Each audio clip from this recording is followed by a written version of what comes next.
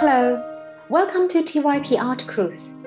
Today, I'm taking you to visit a recent exhibition held by Pinot Collection at Bourse de Commerce in Paris. During this exhibition, I was amazed by the choices of media and objects used by the artists of time to express their artistic creativity.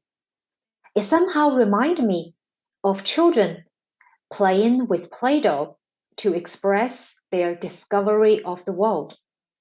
So follow me to discover these wonderful artworks. My favorite artwork from this exhibition is this Well and Truly, created by the American artist Ronnie Horn. When you look at the photo, it's actually not a real basin of water, despite the resemblance. It is actually a cast glass block created by the artist between 2009 and 2010. I'm completely amazed by the look and the feeling of Well and Truly because it really looks like, a basin full of water with the reflection. It's so pure and the transparency is just striking. It's very interesting that the artist Ronnie Horn chose water and glass for her creation. Ronnie Horn was actually born into a Jewish immigrant family, and she grew up in New York. The first foreign trip that she made was to Iceland, where she was completely amazed by the very different Nordic environment compared to the busy international city of New York. And what impresses her at the time particularly was the weather under the water, which became a repetitive and very important theme in her creation. So here, Ronnie Horn tried to emit the color and the transparency of the water using the glass. It's also a play between liquid and solid texture, flowing and fixed status, the magic of water in all status. What Ronnie Horn told about water is that it's such a basic material or element that's closely related to our life. If you think about it, the water that we drink, that we use to wash our hands, or in the water that we swim, like in the lake or the sea, they are actually the same water as our ancestors had contact centuries ago, millennia ago, and that's absolutely amazing. And somehow we can also find our identity in the water. It looks so simple, but it's also very complex to seize. So this is all the contemplations or the thought that the artist invite us to discover while looking at this fabulous object. At the meantime, at the exhibition, there's another artist playing with the water. So she is the Swedish sculptor Nina Knell. And here you're looking at her work called Days of Inertia. And what we see here is actually a broken ceramic with a little water puddle that fixed neatly on the ceramic tile. And we can see, of course, again, the reflections of the window and the light or the outside world through this water puddle. It's actually not magic, but a more technical approach that Nina Knell has used to fix the water. So she applied a hydrophobic varnish layer to fix the water on this randomly broken ceramic tile. And being amazed by the trapped water here, we may forget that actually the water still managed to escape very, very slowly through the daily evaporation, which is undetectable by our eyes. But literally, this artwork is changing every day. And here gives you a view of this artwork in its whole status. As you can see, it's composed with multiple broken ceramic tiles, and on each of them, we can see the little water puddle, which bring us, of course, the reflections of the other installation or the artworks that's on the wall, as well as the light. Now, going back to talk about Ronnie Horn, in 1988, she actually received a letter from a stranger, well, another artist, whose name is Felix Gonzalez Torres, who was born in Cuba but grew up and at the time worked and lived in the US too. So in this exhibition at Bourse de Commerce, the works of these two artists were finally united in the same place, even if Felix Gonzalez Torres already passed away in 1996. Actually, his friendship with Ronnie Horn, mainly maintained or exchanged via letters, were lasting during all his lifetime until his death. So this exhibition was also an honor paying or witnessing their close friendship as well as artistic exchange. So here you can see the exhibition space. We have Ronnie Horn's water, the magic water, and you may also see these lighting bulbs that feels like climbing up to the ceilings. So this is the work by Gonzalez Torres. He made them in 1992, named, well, untitled actually, but for Stockholm. So the artist made 12 lighting garlands, each counting 42 bulbs fixed with ceramic sockets. So those lighting bulbs, as you know, they are one of the most common daily objects.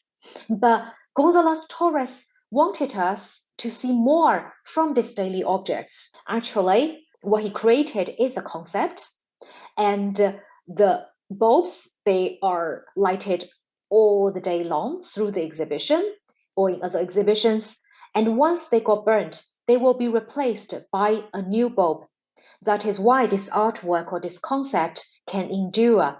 So as we can see from this object, eternity can only be achieved upon sacrifices and renew. And I think this is probably the message that Gonzalez Torres wanted to send to the audience, the reflection about life or the cycle of our life. If you look into Gonzalez Torres a bit more closely, you will find that the life cycle or death has been a very important object in his creations. So as a conceptual artist, Gonzalez Torres always selected objects that were very familiar from the daily life. But by installing them in a particular way or arranging them with a particular way, he actually brought different meanings to these objects. Look at the photo in the center. How many art objects or artworks can you spot it? You may ignore that these beautiful light blue curtains, they are actually also an artwork created by Gonzalez Torres. So take a close look at them. We have this very light and transparent blue tissue that is full length installed in the exhibition space. So this work is again called Untitled, but aka Loverboy. What Gonzalez Torres invited us to feel is that already when you're looking at these curtains, they remind us, how the curtain separated the interior world and outside world. We have the light coming through this curtain, and they sort of, bring us want to think about what's outside. It seems like a great day and will be great to be outside, mixed with the crowd and see the sky, see the sun. However, a simple curtain just to separate us from this amazing or lively, dynamic outside world. And what's more, as the tissue is very light, every time you walk past the curtain, they will shiver or move very slightly, constantly, based on our movement. And here, the artist brought up on the concept or the notion of the fragility of our life. As you may know, Gonzalez Torres, he lost his partner due to the AIDS, and he himself died because of AIDS. So around his art creations and his life, this reflection about life was very essential. And here, through a simple curtain, the artist wanted us to think about afterlife and how fragile our life is, so how we can, enjoy it to the fullest. And this is not the only curtain that Gonzalez Torres has made in his life as an artwork. There's also another curtain that was installed during this exhibition, which is called Blood. So here we have a very different curtain. which is also very common to our life. Actually, it's made of red and white plastic beads. And every time, as every visitor, if you want to access the next space, you have to pass through this curtain. So here, we're not only looking at, an artwork, we were actually forced to have physical contact with it. And we became part of the artwork when you pass it through. It's constantly moving and constantly having contact with every visitor. And the reason that Gonzalez Torres has chosen the red and white plastic beads, a majority of them being red, is because there's also a reflection or reference to the AIDS patient, because for those who suffered from the AIDS, there's a significant lack of white blood cells in their blood, and this leads to the serious immune deficiency, which unfortunately caused the death of the artist's partner, friends, as well as himself. So today, I feel this is still a very heavy artwork that looks slightly very normal with these beads, but actually the reflection that brought on me, I feel it's very heavy.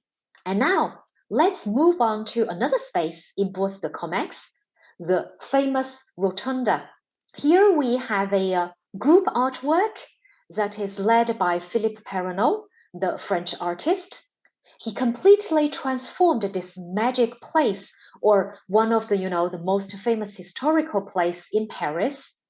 So under this glass iron dome, the French artist Philippe Perronneau, together with Aka, Nicolas Beckler, and Tino Segel, they have installed various equipments, modern equipments. For example, this huge LED screen, and we can see there are small snowflakes actually that is flowing down on the screen. Next to it, we have a heliostat, which projects the movement of the sun, while at the same time, there's a ventilator on the left side, blows cool air to the visitor. So the whole space is really transformed into a total art experience. The artists want to imitate like a very hot summer day. That's why you can feel the sun. At the same time, there's the ventilator, bring up the cool air.